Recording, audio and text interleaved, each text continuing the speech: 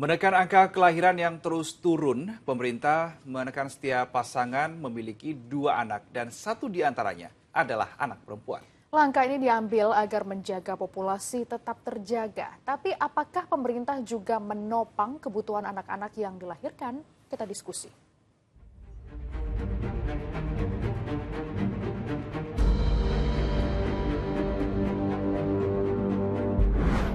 Ada 281 juta jumlah penduduk Indonesia, nomor 4 terbanyak di dunia. Tapi ternyata angka kelahiran di Indonesia justru turun setiap tahunnya. Pemerintah bahkan mengkhawatirkan angka kelahiran semakin turun drastis di tahun 2045. Nah, pencegahannya pemerintah menargetkan setiap pasangan memiliki 1 anak perempuan. Apakah ini jadi solusi? Kita diskusi. Jadi, awalnya Kepala BKKBN menyebut angka kelahiran atau fertility rate di Indonesia turun secara progresif, mencapai 2,18 dalam 1 dekade terakhir. Sesuai memang dengan slogan kalau kita ingat zaman dulu, 2 anak cukup. Tapi yang jadi sorotan, tren angka fertilitas ini turun terus, sehingga muncul kekhawatiran bahwa angka kelahiran akan menurun drastis pada tahun 2045. Ini data Badan Pusat Statistiknya. Jadi secara nasional angka kelahiran total terus menurun sejak tahun 1970 dari 5,61 terus merosot hingga 2,18 di tahun 2020. Beberapa provinsi seperti Jakarta, Yogyakarta hingga Jawa Timur bahkan angka fertilitasnya sudah di bawah angka 2. Melihat penurunan ini, BKKBN menargetkan setiap pasangan suami istri melahirkan paling tidak 1 anak perempuan. Kenapa rata-rata 1 perempuan itu bisa digantikan oleh 1 perempuan atau melahirkan 1 perempuan? Karena supaya penduduk itu tidak zero growth atau minus growth, supaya penduduk itu tidak semakin berkurang.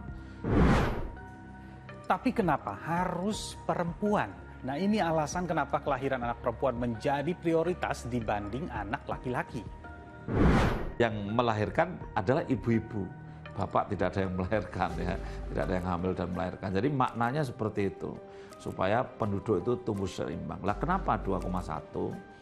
Karena perbandingan antara perempuan dan laki-laki itu kan tidak mesti 1:1. Jadi kalau kita itu hanya mewajibkan punya anak 2 saja, tidak lebih-lebih sedikit itu gambling, ya, karena mungkin belum tentu perempuannya lahir perempuan sebanyak perempuan yang kemarin. Tapi kalau kita lebihkan jadi 2,1, maka ini insya Allah ada tetap perempuannya itu jumlahnya sama dengan yang kemarin, generasi yang sebelumnya. Tapi pertanyaannya kemudian, apakah hanya memprioritaskan kelahiran anak perempuan memiliki dampak positif? Ini kata sosiolog. Memang perempuan perlu, tapi kalau tanpa laki-laki apakah perempuan bisa melakukan produksi? Itu kan pertanyaan selanjutnya. Jadi saya kira ini tentunya agak gegabah ya, karena BKKBN seharusnya tetap mendorong adanya kesetaraan gender, keluarga yang berkualitas, alih-alih cuma sekedar membuat suatu pernyataan yang ambigu dan kemudian dalam perspektif lain itu kemudian dipertanyakan oleh banyak pihak. Balik lagi ke topik awal, kenapa angka kelahiran bisa menurun setiap tahunnya? Nah, ada beberapa pemicunya. Program pemerintah 2 anak cukup. Meningkatnya perempuan menunda pernikahan sehingga menyebabkan menurunnya perempuan menikah di masa subur. Salah satu alasannya meniti karir. Belum lagi persoalan ekonomi yang membuat orang tua memilih untuk tidak memiliki anak atau hanya memiliki 1 anak. Iya, yang pasti sekarang ini kan tuntutan ekonomi serta pendidikan ya. Jadi memang bagi orang-orang yang punya banyak anak ya, biaya pendidikan sekarang kan lebih mahal ya. Bahkan sekarang ini pendidikan dasar itu harganya ada yang lebih mahal dari perguruan tinggi ya. Jadi ini saya kira menjadi kewaspadaan bagi keluarga-keluarga muda untuk punya anak ya. Berapa anak yang akan mereka mampu untuk sekolahkan. Hal lainnya selain itu ya tentunya ya kondisi ekonomi secara umum ya. Sekarang kita tanya langsung sama warga, gimana pandangan mereka soal ini. udah punya anak sebanyak-banyaknya karena ngebuka rezeki itu enggak. Jadi memang kayak nge-planning dulu nih punya anaknya di berapa, terus nanti persiapan pendidikannya kayak gimana, karena kan makin mahal ya. Jadi lebih ke situ sih, kayak ngerencanain punya anak iya, tapi ngerencanain finansialnya juga iya gitu. Emang dari keluarga juga banyak anaknya gitu. Dari mama aku juga, aku 5 bersaudara. Tapi aku nggak mau sebanyak itu sih. Cuma 3 cukup bagi aku. Ini ada rencana berarti lebih dari 1, 2 gitu. Iya, lebih dari 2. 1 dulu deh untuk sementara. Ini kenapa mikir cuma mau punya anak 1 atau 2? Karena mengurus anak tuh mahal Kak. Jadi harus diperhitungkan dengan baik. Zaman sekarang itu zaman yang sudah apa-apa berbayar. Jadi kalau banyak anak sekarang agak repot gitu. Karena dari pemerintah subsidinya semakin hari semakin berkurang. Subsidi dari pemerintah apapun itu. Nyatanya bukan hanya Indonesia, di dunia pun sama, angka kelahiran terus menurun.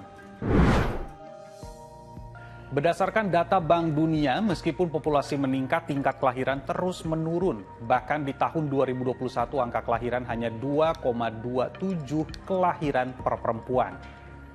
Kementerian Kesehatan Jepang menyebut, selama 8 tahun angka kelahiran berada di angka 1,2, jauh di bawah 2,1 yang menjadi kebutuhan mempertahankan populasi. Bahkan Korea, angka kelahirannya di bawah 1, yaitu 0,81. Di tahun 2020, negeri ginseng tersebut bahkan mencatat angka kematian lebih tinggi dibanding angka kelahiran. Negara tetangga seperti Thailand juga sama. Pada tahun 2023, angka kelahiran Thailand 1,08. Penurunan mengakibatkan populasi usia kerja menurun dari 46 juta menjadi 14 juta. Wakil Perdana Menteri Thailand sampai memperingatkan penurunan ini berdampak besar bagi pembangunan ekonomi dan keamanan nasional. Emang separah itukah dampak ekonomi dari berkurangnya angka kelahiran, terutama di era yang sudah digitalisasi gini? Ini kata pengamat ekonomi. Kita bicara semu perekonomian itu kan fungsi produksi ya. Input produksi adalah salah satunya adalah manusia, tenaga manusia, kualitas manusia. Kalau manusianya, jumlah kuantitas manusianya makin dikit ya tentu saja outputnya ekonomi juga makin dikit.